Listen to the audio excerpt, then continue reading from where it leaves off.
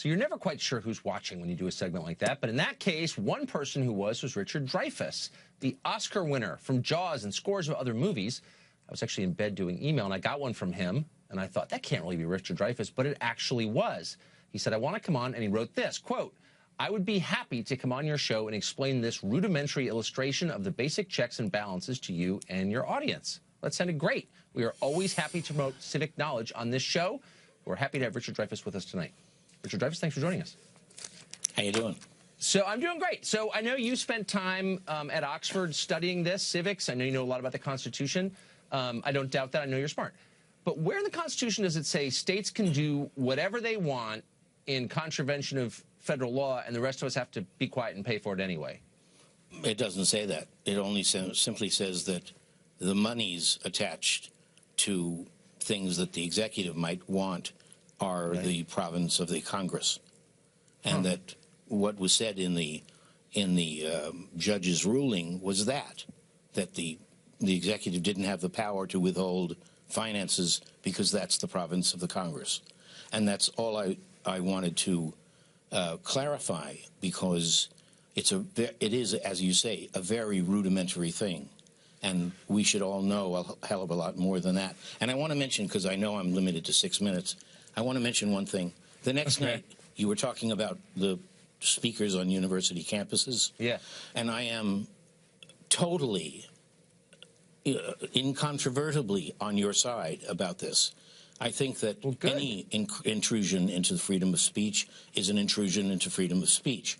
And when one of the presidents of one of the colleges said, this is a school, not a battlefield, I said, no, it is a battlefield of ideas, and we must have dissenting opinions on campuses. And I think it's political correctness taken to a nightmarish point of view. Well, amen. And I agree with you. And maybe because we're both over 30, unfortunately, most people under 30 don't seem to agree with us at all. And they believe in something called hate speech, which is somehow banned because they don't know what the Constitution says. But I want to get back to the first point really quick.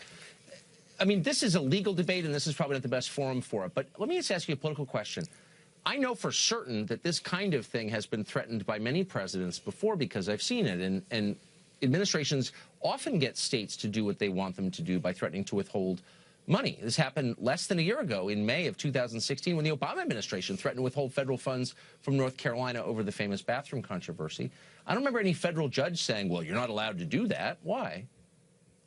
Well, I have to beg off part of this discussion because I have withdrawn from partisan politics. I am a constitutionalist who believes that the Constitution and the Bill of Rights must be central and the parties must be peripheral. And I think that what's most important for me is what you just mentioned haphazardly.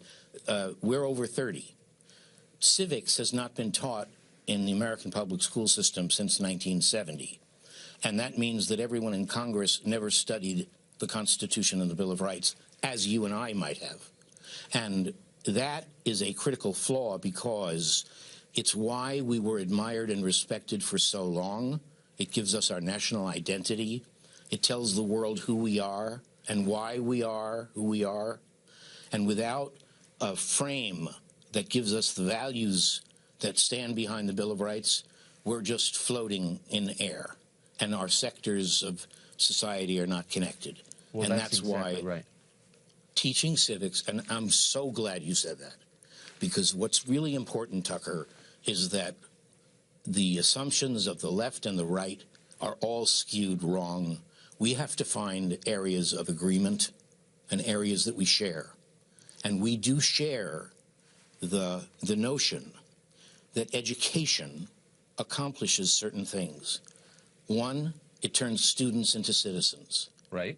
And two, it teaches students how to run the country before it's their turn to run the country. And three, it teaches the values of this nation. People come from all over the world or are born into this nation without the values that we have here. That's why they came here, to get them. And what are they? You can put them in opportunity, rise by merit, and mobility and freedom. That's what we sell. And if you don't want that, you've chosen the wrong place.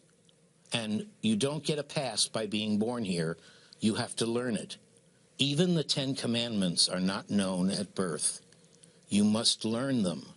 And we must learn our values. And if we don't, we are fatally wounding ourselves. We will not have any way to really combat the ideas behind ISIS because we won't know our own. And we have to. So typically I interrupt our guests and I expected to debate you, but that was, I agree with every single word of that. And I just want to say thank you very much for emailing me late night and for coming on to say that, because I think it's important. And I hope that people watch Can I give you one idea? Can I give you one idea? Give me one quick idea. For everybody. Okay. Everyone knows the preamble to the Constitution, or should, and the preamble is in fact the mandate of America.